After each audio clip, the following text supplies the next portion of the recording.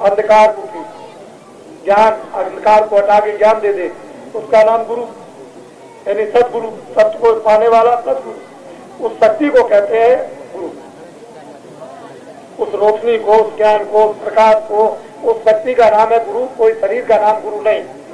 ऐसी विशुद्ध महान आत्माएं जब कभी मनुष्य शरीर में मिल जाए तो ये उनके पास ले लेना चाहिए दौड़ करके।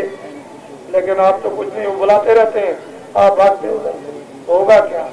आप हमारी मोटी बातों को सुन जाए। दुनिया के लोग मानने को तैयार नहीं। कलयुग में सतयुग आएगा, ठीक है। मैं आपको मनाने नहीं आया, मैं वो आदमी हूं कि आपको मनाता नहीं, लेकिन सुनाता हूं। इसलिए सुनाता हूं कि मेरी बातों को आप याद रखें। कलयुग में सतयुग आएगा। सतयुग के आने के पहले क्या होगा, यह आपको सुनने की जरूरत है। यही अहमदाबाद है जिसका इतिहास बनेगा कि कलयुग में सतयुग के आने का, यानी किस तारीख को बिगुल बजा शुरू हुआ, उसका एक इतिहास बनेगा। यही साबरमती नदी है जिसमें मैं सन 77 में यहाँ पर आया और जहाँ आकर के 25 दिसंबर को एक बिगुल बजाया और 5 जनवरी 78 तक यहाँ बिगुल बजता रहा, जिसमें सतयुग के आने के बिगुल में 33 करोड़ देवताओं को प्रसन्न किया गया। और उन्होंने ये कह दिया कि दुनिया में सतयुग के आने का बिगुल बजा दो। मेरा काम कोई यज्ञ करने का नहीं था, न मेरा काम अयोध्या में था, न मेरा काम अहमदाबाद में, न मेरा काम काशी में। लेकिन उन्होंने कहा कि ये काम आपके द्वारा होना चाहिए, कराना चाहता हूँ। ठीक क्यों मत, जो आप हुक्म दे हम कर देंगे, लेकिन मेरा ये काम नहीं। मैंने उनके हुक्म का पालन किया, जो अपने आदेश दिया उस आज्ञा को माना और आपके सामने एक ढंडोरा पीट दिया कि कलयुग में सतयुग आएगा।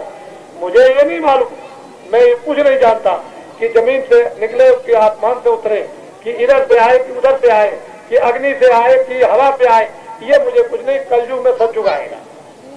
मैं तो बस ये काम मैं आपको सुनाने आया हूँ और ये चाहता हूँ कि आप लोग रामायण को याद करें कि जब जब होए धर्म की हानि, गीता को याद करें जब जब होए हिदाई धर्म, तब तब महान आत्माओं का प्रादुर्भाव। फकीर कहते हैं कि 14वीं सदी के अंत में बड़ा कोहराम मचेगा। उसके कई एक निशान उन्होंने बताए कि जब मस्जिदों से बुलंद आवाज निकलने लगे तो समझ लेना कि समय करीब आ रहा है। जब मस्जिदों से बुलंद आवाज ऊपर निकलने लगे तो समझ लेना कि समय जल्दी आ रहा है। इसको आप बड़े ध्यान के साथ में, फकीर ने कहा कि 14वीं सदी के अंत में बड़ा कोहराम कोलाहल मचेगा। उसी समय पर एक फकीर खुदा का पैगाम लेकर जमीन पर उतरेगा। अब ये मैं नहीं जानता हूँ कि माँ के घर से आएगा कि आसमान से उतर के आएगा, लेकिन जो आने का उसने रास्ता रखा है वो तो माँ के घर से ही रखा है, दूसरा आसमान से गिरने का नहीं रखा। उसको आप ध्यान में रखिए। तो जो फकीर ऊपर से आएगा तो क्या 2 बरस का होगा, 2 साल का होगा। समझ लीजिए कि जब वो खुदा का पैगाम, भगवान का संदेश सुनाने लगेगा तो 2 बरस का होगा, और जब वो संदेश देने लगेगा तो हिंदुस्तान की सारी सड़कें खाली हो जाएंगी। कलयुग में सतयुग आएगा। मुझे ये बात, मैं आपसे मदद ये चाहता हूँ कि इस किराए के मकान का नाम तुलसीदास, एक छोटा सा आश्रम मथुरा में जहाँ कृष्ण भगवान का जन्म हुआ है। 2 परिचय। तीसरा परिचय, मैं जय गुरुदेव नाम का प्रचार सारे हिंदुस्तान में करता हूँ, मैं आपके सामने बैठा हुआ हूँ। दूसरा कोई भी जय गुरुदेव नाम का प्रचार नहीं करता। मैं प्रचार करने वाला आपके सामने असली, नकली नहीं। उसको आप अच्छी तरह से जिधर भी जाएंगे आपको जय गुरुदेव नाम का प्रचार मिलेगा।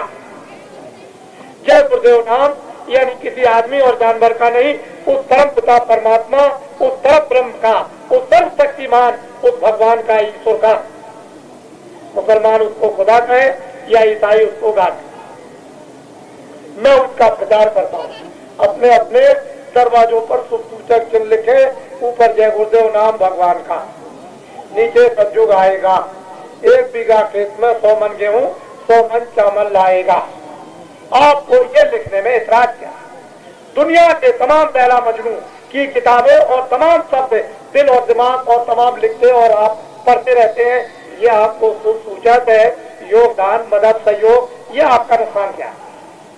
लेकिन अफसोस है इसके लिखने में और इसके याद करने में शर्म, लैला मजनू की कहानियों में कोई शर्म नहीं।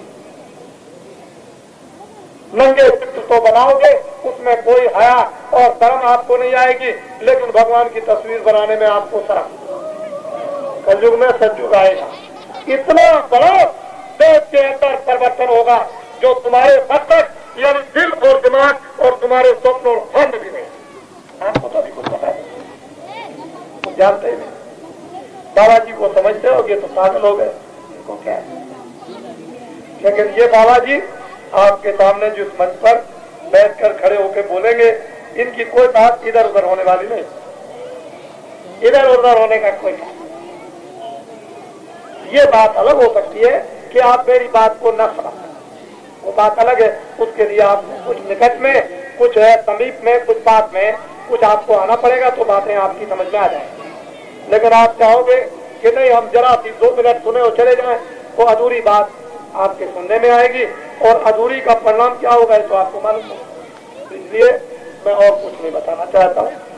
जब दोबारा आपके साथ में फिर आऊंगा तो आपको कुछ बताऊंगा। अभी तो मैंने आपको बता दिया कि काशी में काशी विश्वनाथ बम्बोले शंकर जी 11 दिन तक काशी छोड़कर सतयुग की स्वागत तैयारियों में गंगा रेती पर 10 मील मैदान में 2 करोड़ से ऊपर नर नारियों के साथ रहे। कब से कब तक? 15 फरवरी 79 और 25 फरवरी 79 तक। और उन्होंने कहा कि मैं काशी नहीं जाऊंगा, मैं तो जो प्रदेशों से, प्रांतों से नर नारी 2 करोड़ से ऊपर आए हैं, इस गंगा तट पर मैं उन भक्तों के साथ काशी छोड़कर 2 वर्ष के लिए जा रहा हूँ। काशी में काशी विश्वनाथ बम्बोले शंकर जी अब नहीं है, 2 वर्ष के लिए काशी छोड़ के चले गए।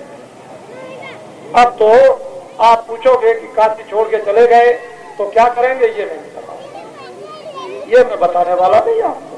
मैंने जब बताया था, ईसा मसीह ने जब बताया तो आपने रात को मीटिंग करके सुबह फांसी पे चढ़ा दिया।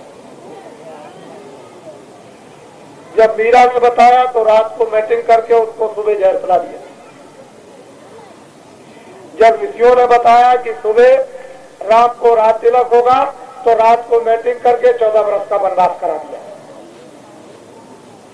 जब नारद जी ने बताया कि कंस तुम्हारी प्रजा तुम्हारे पापों का घड़ा भर गया, अगर तुम इसको नहीं छोड़ते हो तुमको मारने वाला तुम्हारी बहन से पैदा होगा, तो रात को मीटिंग की, बहन बहनोई को बुला करके मथुरा जेल में बंद कर दिया। जब गुरु गोविंद सिंह ने कुछ कह दिया तो फिर क्या किया कि उनके बच्चे जिंदा ही दीवार पे चुनवा दिए। मोहम्मद ने कुछ कह दिया तो जंगलों की ठोकरें खानी पड़ी, और संतरेत महात्मा ने कुछ कह दिया तो रात को मीटिंग करके जिंदा ही सबके सामने बैठा कर उनकी खाल खिंचवा दी। और हुसैन साहब ने जब कुछ कह दिया, बैठे रहो,